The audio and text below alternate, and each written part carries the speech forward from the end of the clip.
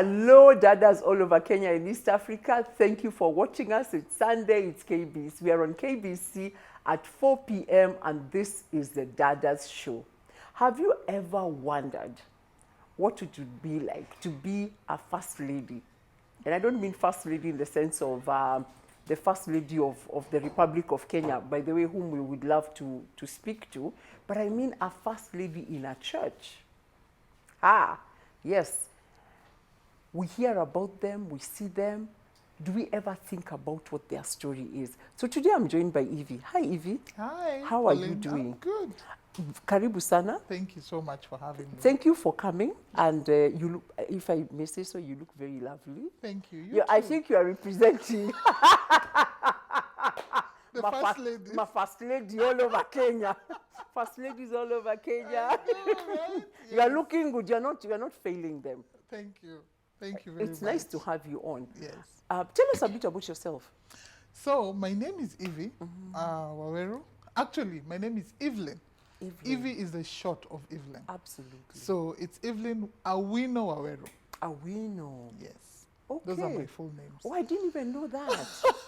Okay. So, Evie, when you were growing up, Yes. tell us a bit about where did you grow up? What's your background? So, I grew up pretty much here in Nairobi. My dad worked for the Kenya Power and my mom was a teacher. And because he was a surveyor, he moved a lot. And my mom would pack up and follow him. It did not matter where he was sent. So he's been to the Mombasa, he's been to Entebbe, he's been to Kampala in itself. Like 2 of my siblings were born in Uganda. And my mom would pack up and go and look for work. You know, she'd go and look for a school. If there's no school, then she'd be a stay-at-home mom. So, yeah. So I was born in Mombasa. Then when my dad had some work in Mombasa, so we stayed there for about 4 years before the family moved again back to Nairobi. Then since then, we've just been in Nairobi pretty much, yes. Okay. So when you were growing up, you know, I'm sure you had dreams. What were your dreams and aspirations? I like to ask women this, and then I bring them to their reality. Yeah, this one was a real dream, like for real. I really wanted to be an FBI agent. What? Yeah. Why an FBI agent? I think then I watched so many investigative movies. I read a lot of John Grisham books, and I just knew this is my calling to life. Okay, you wanted to be an investigative. And Yes. what were you good at in school? Were there particular things that were sort of, stood out for you? In school, I really did love the home science lessons. In fact, my teachers would actually send me, when I was in Form 4, to teach Form 1 and 2. On my free subjects, I would actually do that, so that was a very interesting part of it. Excuse me. What I also loved at school was hockey. I really, really enjoyed playing sports, and hockey was my favorite. I ended up playing it even after school, So yes. How did you meet your husband? And when did the idea of being married to him start? So I met my husband in 2001. We were at a church, our local church. We both attended the same church. So we met, and we only noticed each other when we were going for altar calls. It was a mission conference, and every time they said, "How many want to die for Christ?" We were all at there. It was one of those. It was one of those, until every time you look and you're like, "Oh, Even this man is committed. I know, right?" And so we just started talking from there, Then we exchanged numbers. We went on a first date. And what he told me at first was, if I'm not going to be rich, I'm not going to have a lot of money. If I was sent to Somalia, will you come? This is very bad. And I said yes. You said yes? I said yes. Why would you say that? Well, realize I had seen my mom pack and leave and follow my dad. Yeah. Without question. Yeah. So for me, it was not that I have to bargain, and no, it was that was the way that was shown for me. So I followed it. A big question. Did you ever, did the fact that did he ever at that point say, and by the way, I was just thinking that I'm going to be working for a church or I'll be a pastor? Yes, he did. He said that? Yes. And you thought that was a great idea? Yeah. Okay. Well, my mom didn't think it was. So when you went home and said, I've met this boy, Yes. he wants to travel all over the world and he'll not be rich. Yeah. What was the response from your parents? He has told me we'll be as poor as church mice, but it's okay. Well, first, my background is, so by the time I gave my life to Christ, I had done quite a number of things in this life. Yeah. Hung out, I did what, I drank, I did everything else, you know. And my mom used to really pray for me. There were times I would walk into the house and she's kneeling, you know, either by the couch or by her bedside, and she's praying. And when she hears me walking, she'll just go like, "Oh Lord, remember my daughter."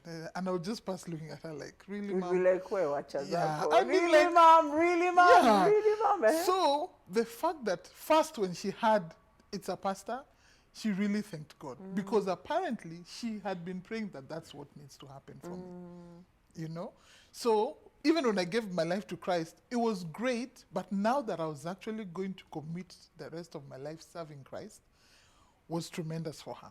Okay. So when she heard this is what's happening, she said, "Go for it." Okay. Yeah. So off you went. Off I were you went. given any lessons by other people? Did they tell you what you were signing up for? No. They didn't Unfortunately, nobody told me. Nobody told you anything. I learned on the go. Okay. So first of all, so we get married. So we dated for 13 months. Okay. From the time we met to the time we got married was Okay. 13 months. Is that short or long? Just tell us, according to the protocols.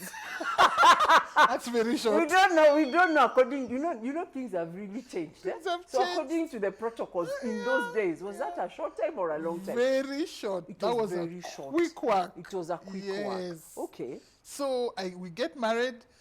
First, we were sent out. So the local church where we're in, my husband used to then lead worship, teach discipleship classes. And so when you're looking for someone to send out to plant a church, the people who've already been serving are the first ones you approach. So he was approached. So we went. At this time, are you working? Did you have your Yes, own job? yes. So you had your own job. What I were did. you doing? I was a secretary. Yeah. At an engineering firm. So you have your own life, Yes. and he has his life. Yes. So now the two of you are together. Yes. But of course you come to church on Sunday. You know, you do the normal thing. But Yes. you are not, at this point, you are not joined to the hip. Not yet. But because now we know we're getting married, those are the conversations we're having, and he's planting a church. Our church in the local church says I need to step down from my work. So you are asked to stop working. Yes. Why did they say you stop working? So that I can support my husband.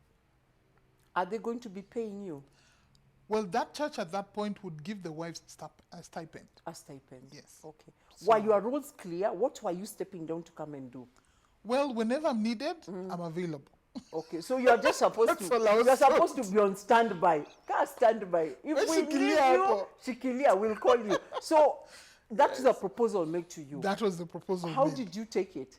I think then, because I'm so in love, I'm thinking, hey, It's okay. yeah, I mean, why not? I'll do it. I mean, I love this guy. Yeah. I mean, yeah, we're going to serve together. Let's do it. Yeah. So in the process, he's told he's going to plant a church. So we start looking for venues. We start looking for what, start reaching out to people, meeting people in small groups, and all this. We are dating at this point. I Oh. remember we'd leave, then it was in Athi River. We'd leave Athi River with the last KBS. You didn't have a car. No, we didn't. At the which one? Last KBS, those who are watching could know KBS, yeah, that one. It was the last one going to the bus station in Nairobi. And the roads were terrible in that place. You know, my siblings could not understand, like, what are you doing? And having known me growing up, they were like, I was a no-nonsense, I would let you know. My mind, even if you're not asking for it. And here, they're just thinking, are you just being dragged along? What's happening? You know? So by now you resigned. I resigned. So I you quit. resigned your secretarial job. Yes. Now you're a full-time on a stipend. Yes. Okay. Were there challenges, like financial challenges? There were financial challenges because in as much as we're being given a stipend, it doesn't match up your salary. Yeah. You know, and Yeah, it's not your even own salary. Yes, Yes. and then it's not even the salary. It is just that your mind is able to grow and morph into, you know, the advancement of what the society is at. You know, but What- now when you're at church, Yeah. yeah, What did you think people expected you to be? Did you think that people had a preconceived idea of what you should be doing? definitely. What did people When you're a think you should pastor's be wife, doing? people know you're a pastor. Pretty much. Yeah. The congregation members don't know the difference. Yeah. Yeah. So what did they expect you to do? Like, did they call on you? Did they come to your house all the time? What happened? So for the community where we were pretty much reaching out to a unique demographic of people. So I remember we got married. Let me just go back. We got married, went on honeymoon, I think it was 4 days, and had to come back because Sunday needed to happen. Yes. Yes. And that was my first reality check. I was like, oopsies. Yeah. Oopsie, oopsie. Yes. This is actually a reality right now. So Sunday needs to happen. We come back. We go to church. No one taught me about my dressing. So I was used to wearing very short things, very high heels. You were the secretary. You know? I So came you with came, that. you came with your secretarial outfit. Right? No one told me anything. In fact, I remember thinking, is there a book? Is there something that I can read on being a pastor's wife? There was nothing. Back then, there was literally nothing. Of course, now thank God, there's a lot of material. There's a bit of material Yes. now, yeah? And there are even people just walking you through that Yeah. process. Yeah. So in fact, our first time, we pack up our bags. My husband is carrying a guitar in his hand because he was the worship leader at the same time the preacher. And what were you? Were you collecting I orphans? was the children. I would work with the children. Please and tell meet me women. Tell me you are collecting orphans. So we continue and we're going to church. And so he's telling me, follow me. Because we are in a place, it's swampy, it's muddy, you can't really see. Remember, I'm in my heels and my very interesting outfit. And he's like, no, you follow me. I'm like, He I'm going didn't to tell step you in. that, okay, so being a nice man, he didn't tell you about your outfit? No, I think because even him, he had never walked down that road. Yeah. So he didn't know. Yeah, he didn't. You know, I think I needed a woman Yeah. to walk me through that, Yeah, you yeah, know. But you see, even I realized when the husbands are being set, especially if they're the pastor, they only prepare them. Yeah. No one prepares the wife. Yeah. No one called me into a meeting and told me, so this is what you'll go through. This is, no one told me that. So So I'm your following, husband has a guitar? yes, And his things? yes. So I'm following him and suddenly You fell down? I just sink into some very interesting water. Wow. So I have to go back. So it's like, oh, sorry, this is your new bride. Oh, sorry, babe, I'm so sorry. What happened? Yeah, now what do?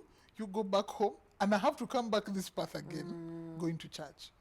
And I remember getting home and just thinking, you know, I really don't have to go. Do I have to go? He's gotten to church. He can do service, and me, I can sit here. Then I just thought, no. Changed, went.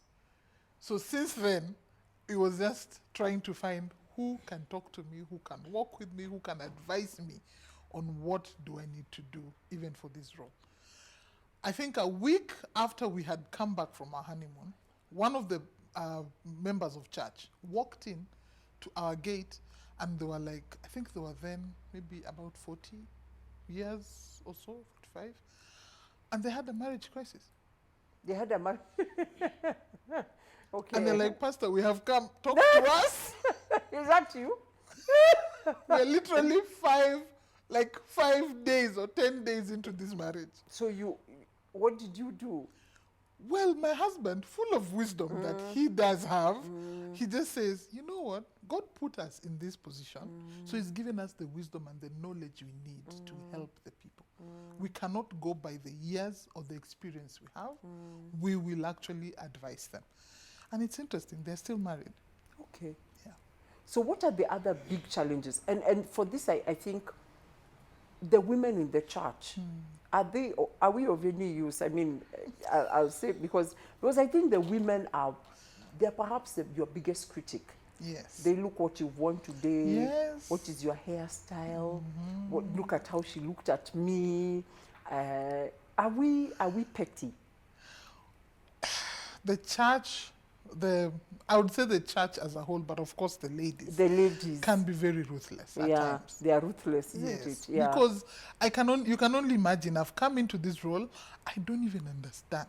I don't know the front from the back. I really don't know, you know. But I remember one of the things I used to do is I would go to visit them. So, because I was not working, I mean, what else am I doing? Yeah. So in the morning I would wake up and I would go.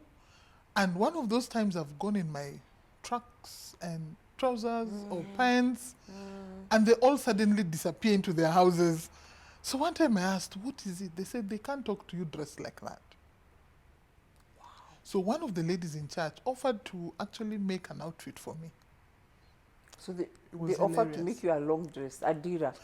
I know, it was a skirt suit. But it was a very long skirt suit. You couldn't even see my shoes. With a matching blouse of whatever color of skirt that is and a coat. And it all ended here. Okay. There was no other.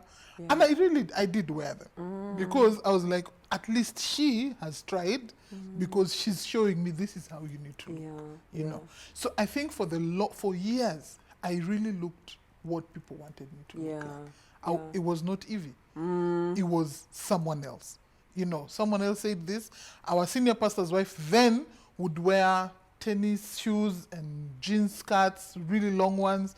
So that's what, if I go into the market, that's what I want to look for. If I was at shops, I'm like, oh, I saw that. I saw so-and-so wear that. I really want to wear that, you know. So, yes, it can be very difficult because someone would go like, oh, she still have the same hairstyle, or her hairstyle is really undone now, you know. Are they broke? What's happening? So, because your life is really out there for everybody. Yeah. Did it bother you that you became public property? Because suddenly you actually were owned by other people, and they actually felt that they had a right over your life. Yes, it was not easy, and especially even as kids come, it becomes worse. Yeah. You know, because our daughter, we have 2 kids, a 14-year-old now and a 7-year-old boy. 14-year-old is a girl. She's very outspoken, you know. So at times I'd have to go like, don't do that. Yeah. Don't, because people are watching, you know. And so we had to make a decision. How do we want to raise up these kids? You know, do we want to force them to be in the forefront just because their dad and mom are in the forefront, or is it okay for them just to be? Is it okay for them to make mistakes? You know, like not really perform really well at school, and that's fine, you know. So, so there were quite some hard decisions to make. The amazing thing I like about it is my husband was always like, be you. He constantly told me, be you. But outside, I was like, the temperature is very different. I don't think I can follow what you're telling me. So I was never really myself. I know you went for some assignments outside the country. Yes. What were those like? When you were dragged out, not only were you dragged out now in Kenya, but I think you had to pack your bags, I think for quite a long time, and go to other international postings. What was that like? Well, I think the desire and the pleasure for me is serving together with my husband. Made me not even think twice. I was like, oh, we're going here, let's pack our bags. The first time we left, our son was 5 months. You know, let me tell you, you get there, you have no idea what is happening. I think the first night, our son slept in a suitcase. And then we put the net over it, mosquito net. Because, I mean, he was 5 months. We had no baby cot. We had nothing. Our first home, we were swamped with mosquitoes. We slept while my husband found everyone. Then we'd take turns. Yeah, because is it because people were not prepared for you, or? Well, when you get there, you're really by yourself. Yeah. Yeah. You're a missionary, figure it out. So in the process, we taught our kids to just say, you know, we learn as we go. You know, let us adapt for where we go. You know, things might not be the same as home, but we'll make it home the best way we know how. An amazing advice a lady told me was, in every city I move into, is carry something from home that symbolizes home. So one of the things is we always loved is sitting on our dining table. So we have a runner for the dining table. That is something that I have carried throughout, which became a symbol of home. So whenever we sat there, we were home. It didn't matter where we were. We were home, you know, so yeah. But there's also the pressure of, I've read a lot, and I've, you know, listening to people like TD Jakes, you know, for you, in order for you to build anything as a minister, it's long hours. It's hard, grueling work. Yes. And many times the wife and the children get neglected, not purposely, but because just things are hard, it's hectic, and everybody's trying to do the best they can. And especially if you're in another country, it can be very fast. Did you ever feel neglected, not in a bad way, but did you ever feel lonely? Yes. It's lonely. I think, I wouldn't say it's because you're at the top, but yet you're on the forefront, but you're alone. Yeah. You know, I actually think even before we left, when we just started the plant, we're 5 years into our marriage. And I think we were all in our own different worlds. Yeah. You know, him was focused in church, you know, and at times I would even sit and I was like, if we were meeting people and I want to chip in, and of course I would say the wrong thing, you know, because I'm coming with a very different mindset and perspective. I would say some very wrong things, and I think it would just go like, That's so it'd be like, don't you talk. say, yeah. Yeah, So he was like, don't say anything. Yes, don't say anything, you know. So at the 5-year mark was truly our breaking point. Really? Yes. For me, I say for now that we actually never did, we are good. Okay. Yeah. So by 5 years you had done the thing, and you got to the point where you are now thinking, you are reevaluating the whole thing about being a pastor's wife. Yeah. I was like, I love interior design. One of the things I have self-taught, I've done some courses now, and I would be like, I'll just go ahead and do this. So I started my business, and I just got very busy, got very engrossed in it. He also started doing his ministry, focused on it, and would just meet like brother and sister at home and then leave again.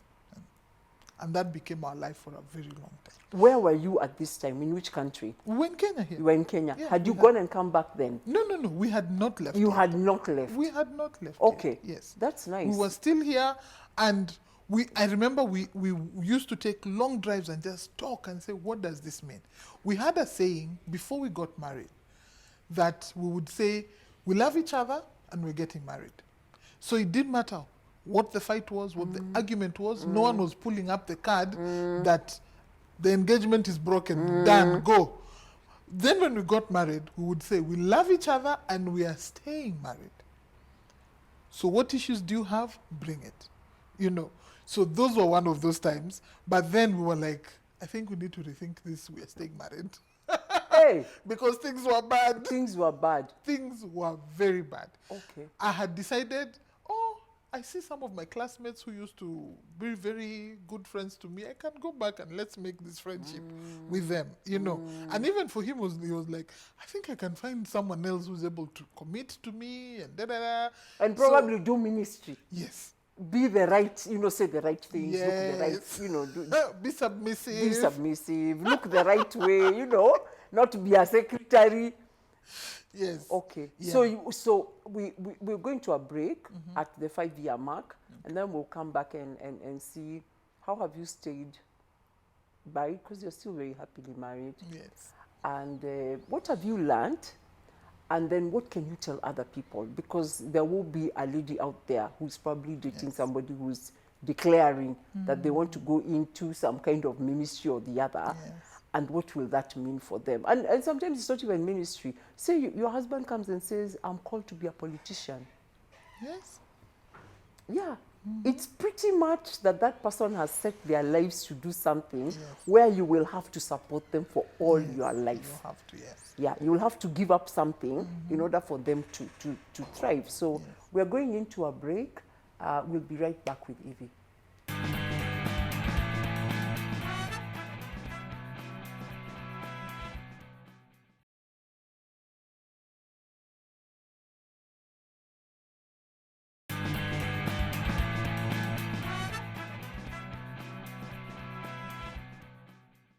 We are back from the break, and today we are talking to Evie, who is sharing a really, really personal story about what it takes for you to become a pastor's wife.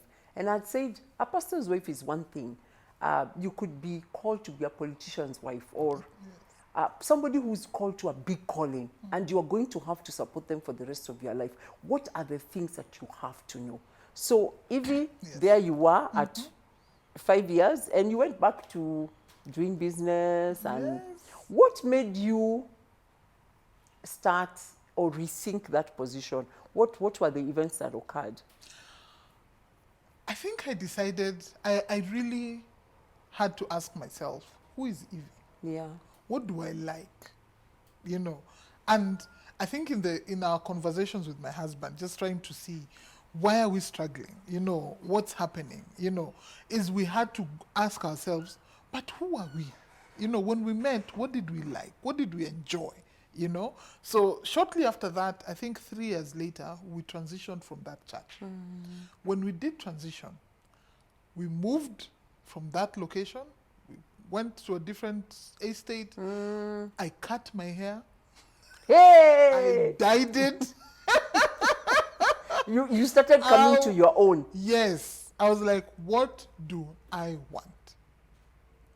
And that is exactly what I found and I decided to do. Okay. You know, so I enjoyed, you know, my own fashion. You know, I decided I think I look good in this. I think I enjoy wearing this. You know, because before then, I went by the book of what someone else had created for me. It wasn't my own. So I was not living my own life. So, you know, after a while, if you're living a life that someone is deciding for you, you can only do so much. You know, so I think as a pastor's wife, or even just any other person, as a woman, you have to know, who am I and what do I enjoy? Yeah. What do I like? What makes me happy? You know? And then those are some of the things that you have to do. Yeah. Like I said, I totally loved interior, and that, I think, opened me up, you know, to so much, because I was able to enjoy what I was doing, the work I did for other people's homes, you know, the designs I had to do for other people, you know, rooms for children, really, really opened up my eyes, you know, into a world that I could not even believe. Yeah. You know, I became happier.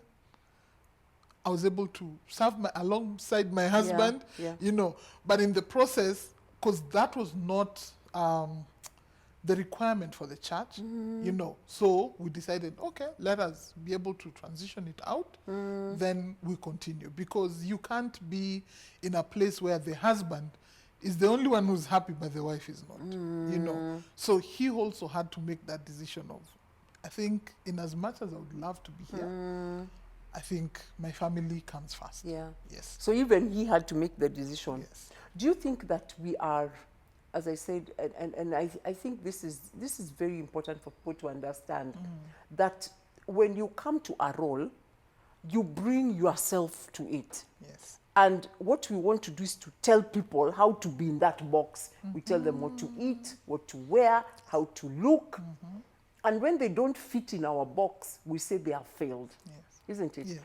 Yet, really, if you think about it, it's your wonderful personality. Had you brought that into that role, perhaps you'd have liberated many other people in that space and allowed many other people to grow. Because what I understand about a pastor's wife is you are actually, it's an office. It's like the first lady's office. You give people permission to be. And I think that's why we all want to see the first lady, we see what she's wearing, or we look at the royal family and we see how they behave, because they are an inspiration. What do you think about that people, in a way, want to limit you instead of allow you to maximize that position? Yeah, I'm in absolute agreement, because when someone brings their own flavor you know, even into a home Yeah. or into an organization, you know, they really bring life, you know, because they enjoy working there. They are free to make changes. They are free to speak their mind. But when you press them into a certain mold, they can't fit the mold. You know, I mean, a square peg in a round hole will not go in, you know. And I think for me, in that initial moment, I just felt like church is not happening. I actually told my husband when we left, I said, we're done with church. See, we've done church. Let's go back to our corporate lives. Let us continue our careers. We are done. I said, don't go back to God. I actually told him, don't pray. We are not praying about this. We are not. But my husband, being my husband, who God called, went back to pray. I said, so he went back to pray, and here we are. Okay. We went back to church. Okay. Yes. Now that you're back, what's different? I think it's different because I'm me. Yes. You know, the church I'm in right now, and I serve in, accept me for who I am. You know, they understand I'm an individual. You know, the first time I was told go for an interview, I went like, my hair was blonde. Like, blonde. That is like crazy. Yeah.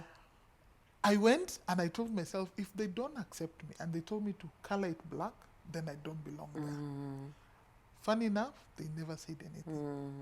They actually said, I really like your hair color.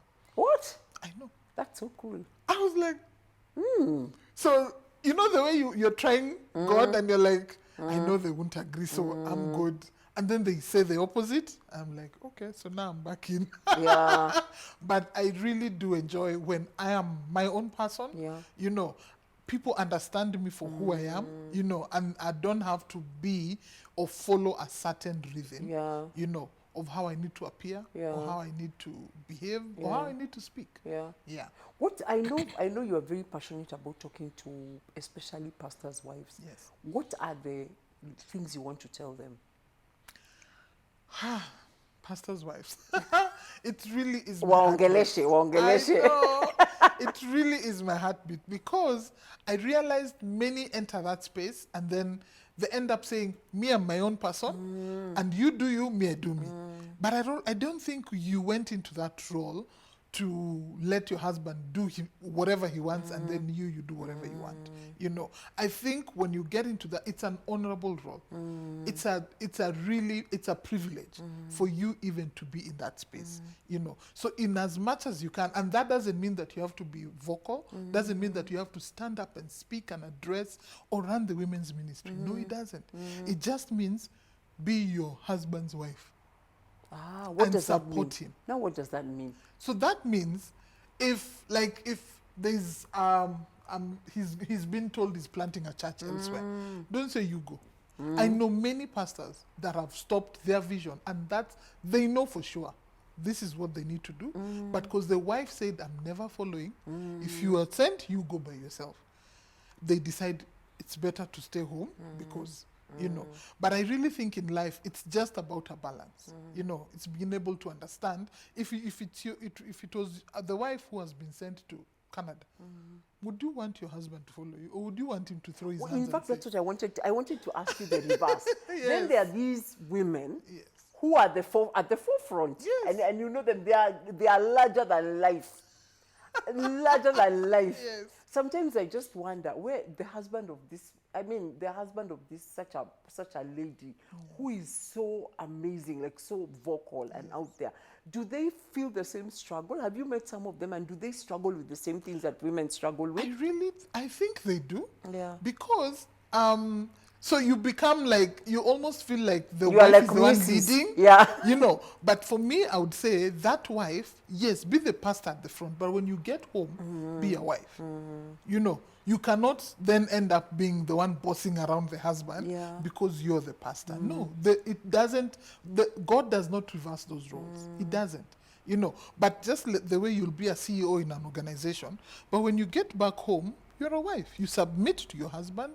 You know, he loves you, and that is how the protocol needs to work. Okay. Yes. When it comes to, for example, women who are, you know, you have your own character, you have your own individual expression, and you want to express, and you find yourself in these roles where, you know, it's pretty, structured. Yes. What would be your advice to them? You know, especially there are roles that are public and structured and people expect you to look a certain way. Sometimes I feel sad, Evie, when I see, you know, these women who are displayed. I've come with my wife stand up, clap for her. Doesn't she look beautiful today? It sort of dummifies them. I don't know if Aki, please forgive me if any of you do this. But have you ever seen the dummified pastor's wife who, she looks pretty, she wears a nice hat, she hardly ever says anything, but she's just looking over there in a corner. What if you are the one who expresses, you're the one who has opinions? What does that look like? I think what I would actually say is that they would, for me, whenever I go to it somewhere, into a church or something, I look for an older woman who can then walk with me. Because it means I'm trying to say that I don't know that road and I need to be guided.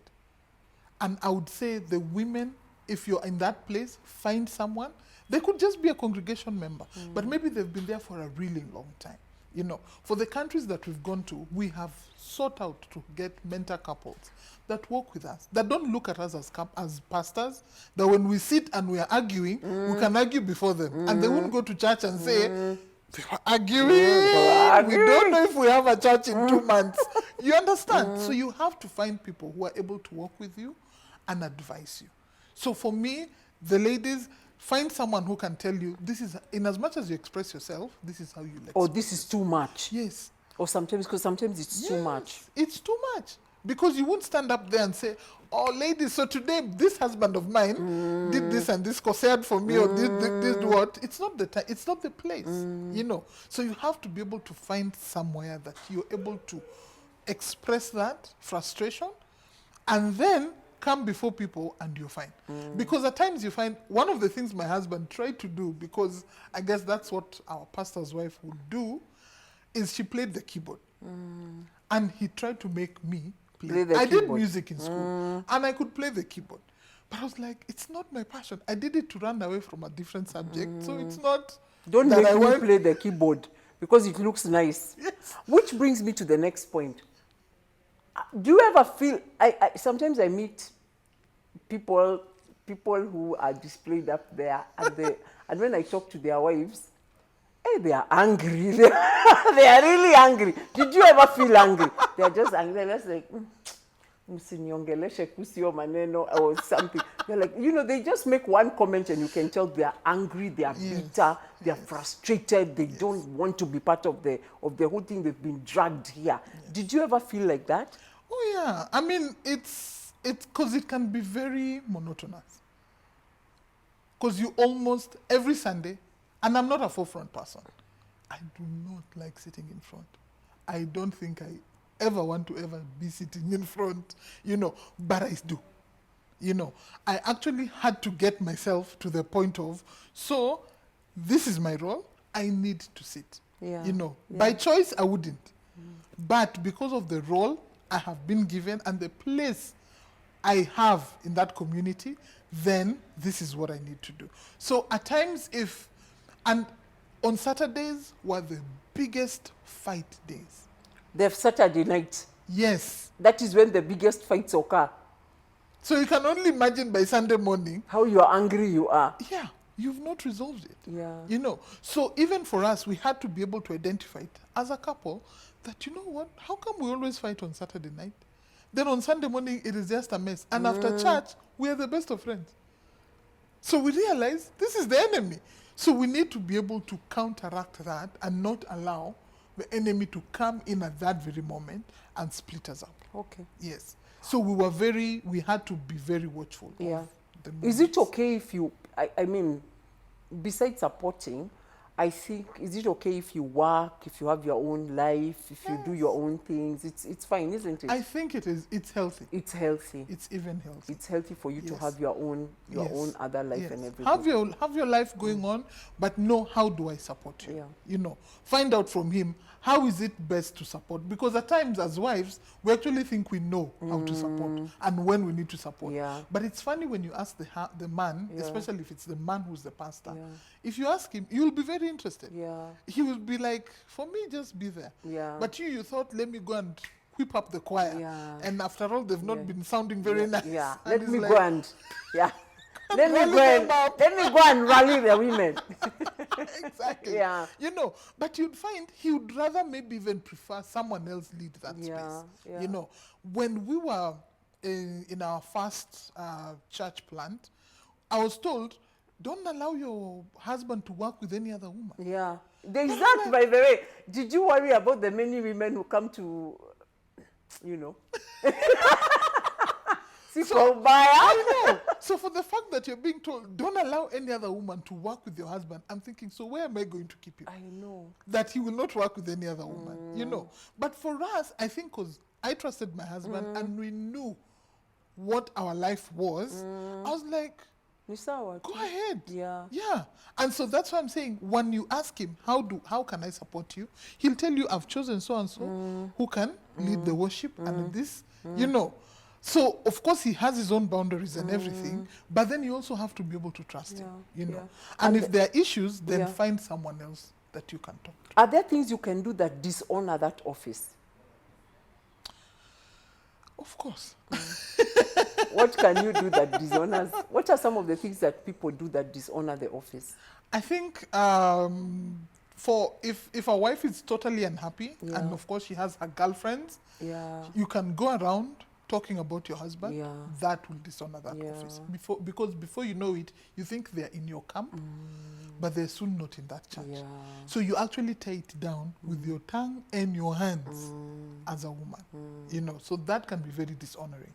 I think you can also, a woman, the wife can be dishonoring if she's or talks back to the husband in public. You know, because one thing I realized and I came to learn is when we're at church, I'm a congregation member, like every other person. Yes. He's the pastor. And I'm actually supposed to sit there and listen to that word. Because that word is not just from him, it's from God. You know? So the woman has to be able to submit themselves to that level. You know, that by the time we're leaving, then now I am your wife. You know, but before then, I am not. So like there's a public image which you must uphold for the sake of everything. So you can't be a bit. Yeah, you can't go off the rails all the time. You know, of course there are issues. I'm not saying there are never issues. There are issues and at times even big ones. You know, but know who am I talking to? Yeah. You know, and there are times it's okay not to be at church. For me, there are times I said, today it's been too much. So we had a system. Once a month, I would just not be there, or either go visit another church, or just go have coffee with my friends, my mom, do something else that refreshes me. You know, then of course when he has time out, then even him is able to do that. So that it is not a mandatory thing that I have to be there. You know, that my kids have to show up. One of the things when one of the countries we're in, my son could not sit at church. He just wanted to run around and do all these things. And that's all we did.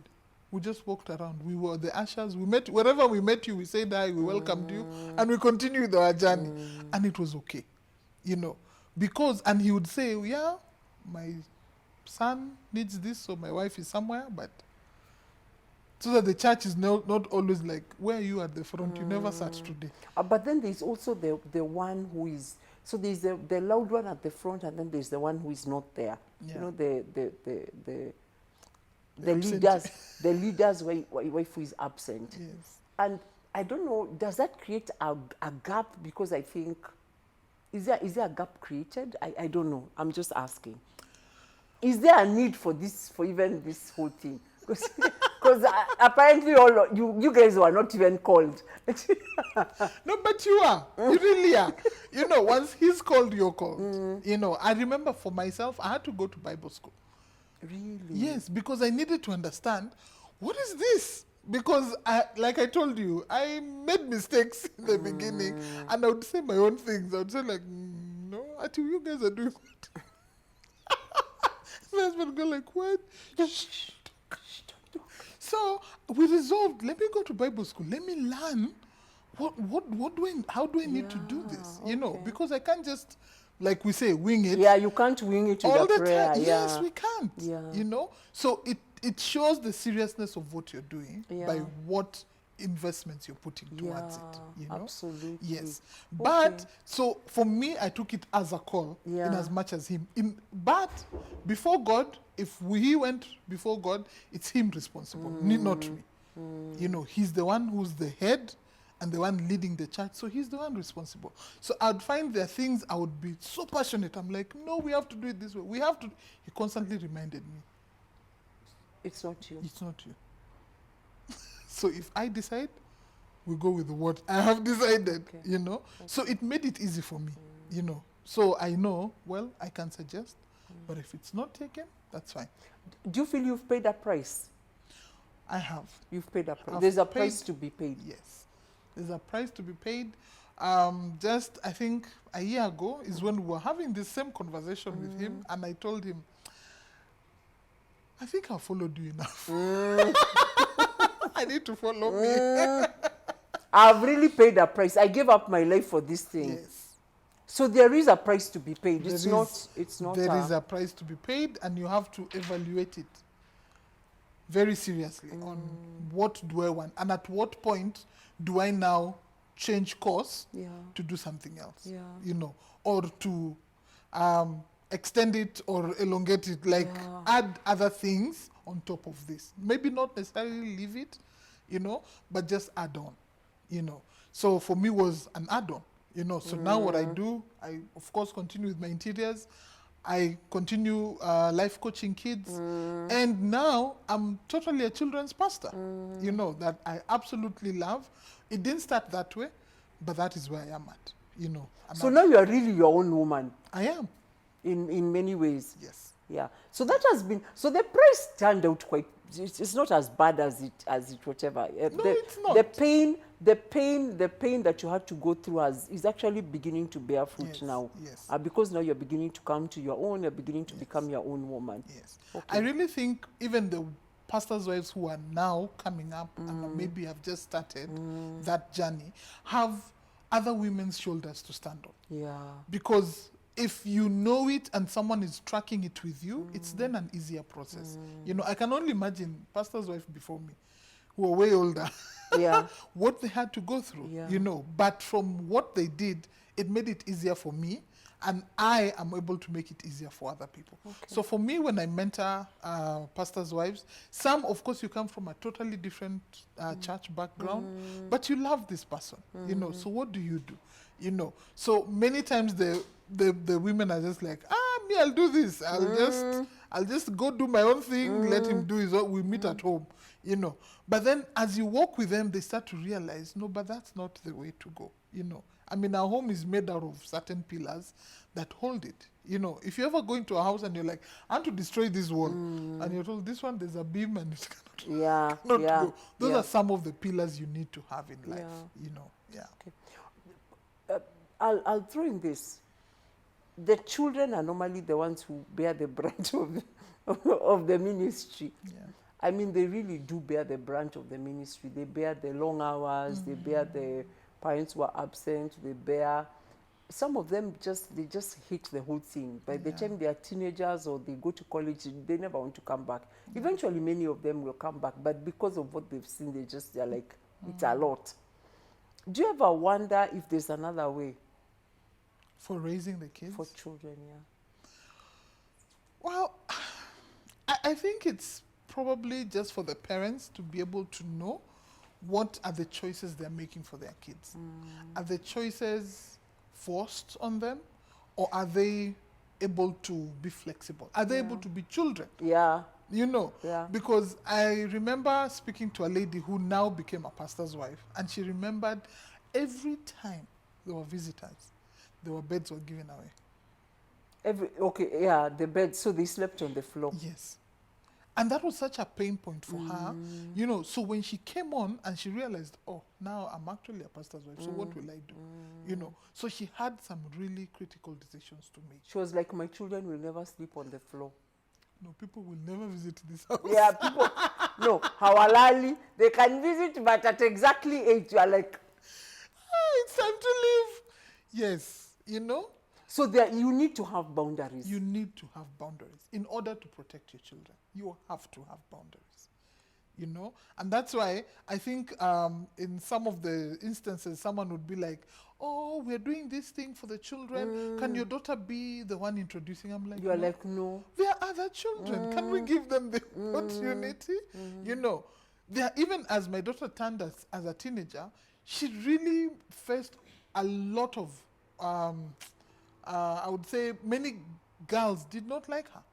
Why? Because they were like, "You're the pastor's wife." Yeah, Pastor's yeah, child. yeah, you're a PK. You know, a They are PK. called PKs. Yes. Yeah, you're a PK. You're a PK, so we will not like you because it seems like you have everything Yeah. in your favor. But you're a goody two shoes also. Exactly. Yeah. Yeah. And actually many of them will have, they'll rebel. Yes. Just to prove a point to their peers. I'm not, you know, I'm not a goody two shoes. Yes. Anyway, do you have a parting shot? I do. I think for me, for pastor's wife out there, stay encouraged. Please serve along your husband. Serve joyfully. You know, Joyfully. joyfully, and find a mentor. Find an older woman who can walk with you, who can advise you, who you can go and pour out your heart to. Yeah. That will help you stay sane Yeah. and healthy and even happy. Oh, good. Yes. Okay. Do you have a www, or how do we reach you? Or your ministry is still forming? It is still forming. It is still forming, but you can follow me on Facebook. Yeah. I'm Evie Richards on Facebook. Yes. Okay. Evie Richards on Facebook. Yes, both IG and Facebook. Yes. Okay. So they can find you there. Because can I'm sure they are out there and they'll Yes. reach out to you Yes, to please ask do. you, I would be glad. to ask you to coach them. Yes. Okay. I'd love Thank to you, do that. Evie. Yes, thank you. And you know, keep on keeping on. Thank you. Thank you so much for watching. I think I just want to end by saying that if you do meet someone and they are going somewhere, please support them. Better still, please walk the journey with them because they are going to need your support. So until next week, have a great Sunday and Baraka.